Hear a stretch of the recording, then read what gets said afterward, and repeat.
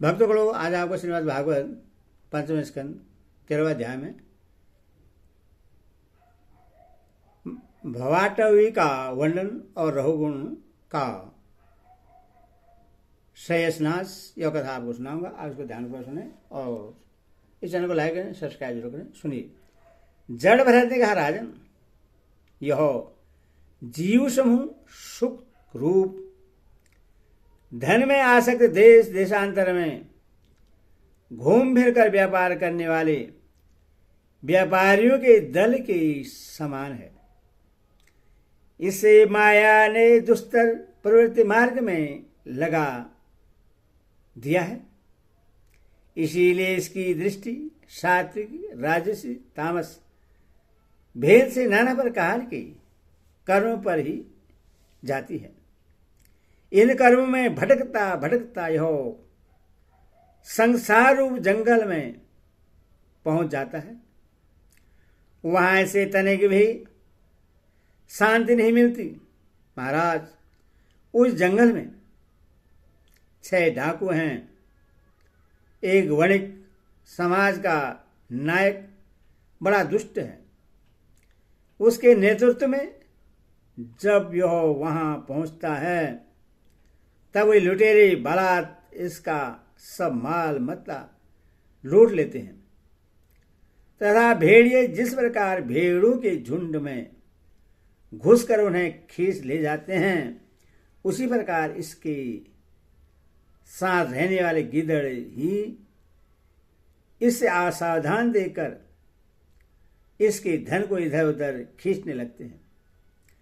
यह जंगल बहुत सी लता, घास और झाड़ झंडाव के कारण बहुत दुर्गम हो रहा है।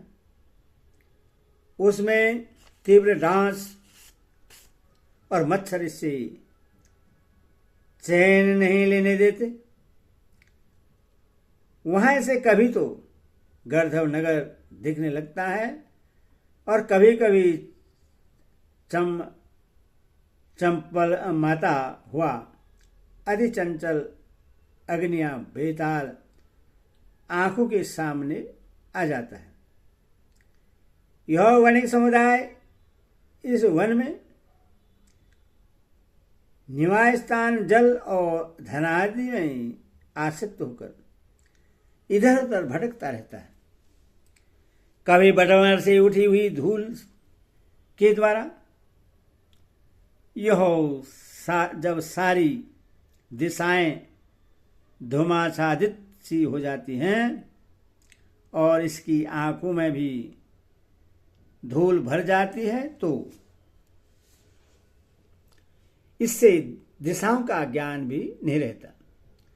कभी इससे दिखाई न देने वाले झिगुरों का कर्णकटु शब्द सुनाई देता है। कभी उल्लू की बोली से इसका चित्त व्यथित हो जाता है। कभी से भूख सताने लगती है तो यह निधन्य वृक्षों का ही सहारा टटोलने लगता है और कभी प्यास से व्याकुल होकर मृग तृष्णा की ओर दौड़ लगाता है। कभी जलहीन नदियों की ओर जाता है। कभी अन्न मिलने पर आपस में एक दूसरे से भोजन प्राप्ति की इच्छा करता है। कभी दवानल में घुसकर अग्नि से झुलस जाता है और कभी यक्ष लोग इसके प्राण खींचने लगते हैं तो यह खिन्न होने लगता है। कभी अपने से अधिक बलवान लोग इसका धन छीन लेते हैं तो यह दुखी होकर शोक और मोह से अचेत हो जाता है और कभी गर्धर नगर में पहुंचकर घड़ी भर के लिए सब दुख भूलकर खुशी मनाने लगता है। कभी पर्वतों पर चढ़ना चाहता है तो कांटे और कंकड़ों द्वारा पैर चलनी हो जाने से उदास हो जाता है। कुटुंब बहुत बढ़ जाता है और उदार पूर्ति का साधन नहीं होता तो भूख को ज्वाला से संतप्त होकर अपने ही बंधु बांधवों पर खींचने लगता है।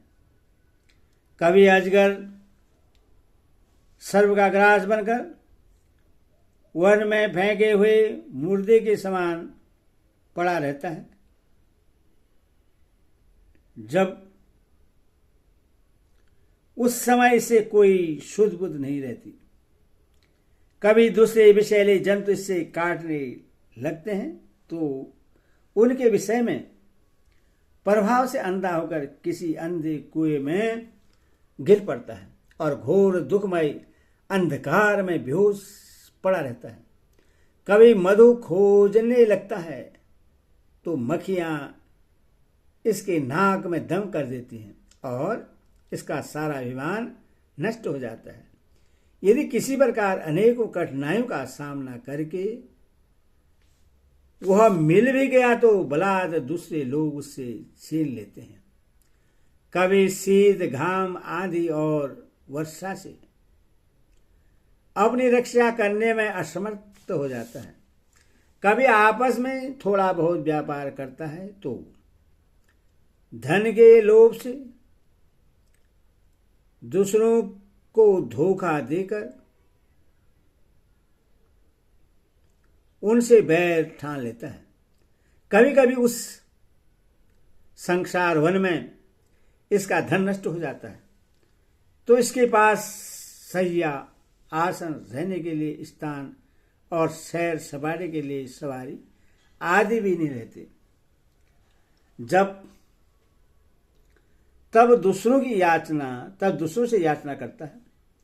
मांगने पर भी दूसरे से जब उससे अभिलक्षित वस्तु नहीं मिलती तब पराई वस्तुओं पर अनुचित दृष्टि रखने के कारण इससे बड़ा तिरस्कार सहना पड़ता है।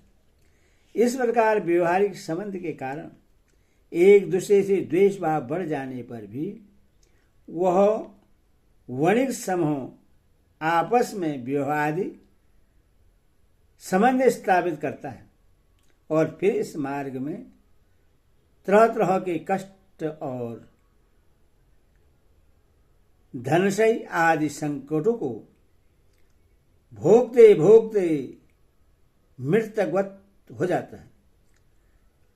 साथियों में से जो मरते जाते हैं उन्हें जहां का तहां छोड़कर नवीन उत्पन्न हो को साथ लिए वह बनिजारू का समूह बराबर आगे ही बढ़ता रहता है। बीरबल, उनमें से कोई प्राणी न तो आज तक वापस लौटा है और न किसी ने इस संकटपूर्ण मार्ग को पार करके परमानंदमय योग की ही शरण ली है। जिन्होंने बड़े बड़े दिक्पालों को जीत लिया है वे धीर वीर पुरुष भी पृथ्वी में यह मेरी है ऐसा अभिमान करके आपस में बैठान कर संग्राम भूमि में जूझ जाते हैं तो भी उन्हें भगवान विष्णु का वह अविनाशी पद नहीं मिलता जो बैरहीन परमहंसों को प्राप्त होता है। इस भवाटवी में भटकने वाला यह बनिजारों का दल कभी किसी लता की डालियों का आश्रय लेता है और उस पर रहने वाले मधुरभाषी पक्षियों के मोह में फंस जाता है। कभी सिंह के समूह से भय मानकर बगुला, कंक और गीदों से प्रेरित करता है। जब उनसे धोखा उठाता है तब हंसों की पंक्ति में प्रवेश करना चाहता है किंतु उससे उनका आचार नहीं सुहाता। इसलिए बानरों में मिलकर उनके जाति स्वभाव के अनुसार दाम्पत्य सुख में रत रहकर विषय भोगों से इंद्रियों को त्रिवृत्त करता रहता है और एक दूसरे का मुख देखते देखते अपनी आयु की अवधि को भूल जाता है। वहां वृक्षों में कीड़ा करता हुआ पुत्र और स्त्री के सनेपास में बच जाता है। इसमें मैथुन की वासना इतनी बढ़ जाती है कि तरह तरह के दुर्व्यवहारों से दीन होने पर भी वह विवश होकर अपने बंधन को तोड़ने का साहस नहीं कर सकता। कभी असावधानी से पर्वत की गुफा में गिरने लगता है तो उसमें रहने वाले हाथी से डरकर किसी लता के सहारे लटका रहता है। शत्रुध्न, यदि किसी प्रकार इससे उस आपत्ति से छुटकारा मिल जाता है तो यह फिर अपने गले में, अपने गोल में मिल जाता है।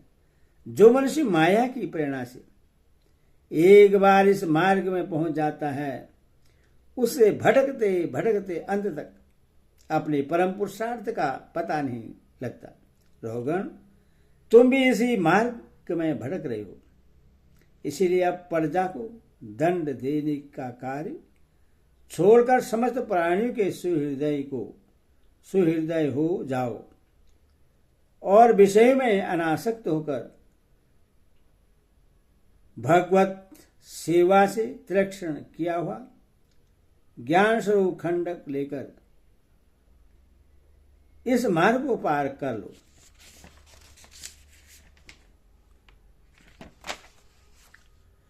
राजा रघु ने कहा, हो समस्त योनियों में यह मनुष्य जन्म ही श्रेष्ठ है। अन्याय लोगों में प्राप्त होने वाले देवादि उत्कृष्ट जन्मों से भी क्या लाभ है। जहां भगवान ऋषिकेश के पवित्र यश से शुद्ध अंतकरण वाले आप जैसे महात्माओं का अधिकाधिक समागम नहीं मिलता। आपके चरण कमलों की रस का सेवन करने से जिनके सारे पाप ताप नष्ट हो गए हैं, उन महानुभावों को भगवान की विशुद्ध भक्ति प्राप्त होना कोई विचित्र बात नहीं है। मेरा तो आपके 2 घड़ी के सत्संग से ही सारा कुतर्क मूलक अज्ञान नष्ट हो गया है। ब्रह्म ज्ञानियों में जो वयोवृद्ध हो उन्हें नमस्कार है, जो शिशु हो उन्हें नमस्कार है, जो युवा हो उन्हें नमस्कार है, जो क्रीड़ारत बालक हों उन्हें भी नमस्कार है। जो ब्रह्मज्ञानी ब्राह्मण अवधूत वेद से पृथ्वी पर विचरते हैं, उनसे हम जैसे ऐश्वर्योन्मत्त राजाओं का कल्याण हो। श्री सुखदेव जी कहते हैं, उत्तरानंदन, इस प्रकार उन परम प्रभावशाली ब्रह्मर्षि पुत्र ने अपना अपमान करने वाले सिंधु नरेश रघुगण को भी अत्यंत करुणावश आत्म तत्व का उपदेश दिया। तब राजा रघुगण ने दीन भाव से उनके चरणों की वंदना की। फिर वे परिपूर्ण समुद्र के समान शांतचित्त उपरतेंद्र होकर पृथ्वी पर विचरने लगे। उनके सत्संग से परमात्म तत्व का ज्ञान पाकर सौवीरपति रघुगुण ने भी अंतकरण में अविद्यावश आरोपित देहांतम बुद्धि को त्याग दिया। राजन, जो लोग भगवदाश्रित अन्य भक्तों को शरण ले लेते हैं, उनका ऐसा ही प्रभाव होता है। उनके पास अविद्या ठहर नहीं सकती। राजा परीक्षित ने कहा, महाभागवत मुनिश्रेष्ठ, आप परम विद्वान हैं। आपने रूपकादि के द्वारा अप्रत्यक्ष रूप से जीवों के जिस संसारू मार्ग का वर्णन किया है उस विषय की कल्पना विवेकी पुरुष की बुद्धि ने की है। वह अल्प बुद्धि वाले पुरुषों की समझ में सूक्ष्मता से नहीं आ सकता। अतः मेरी प्रार्थना है कि इस दुर्बोध विषय को रूपक का स्पष्टीकरण करने वाले शब्दों में खोलकर समझाइए। हरि ओम तत्सत। हरि ओम।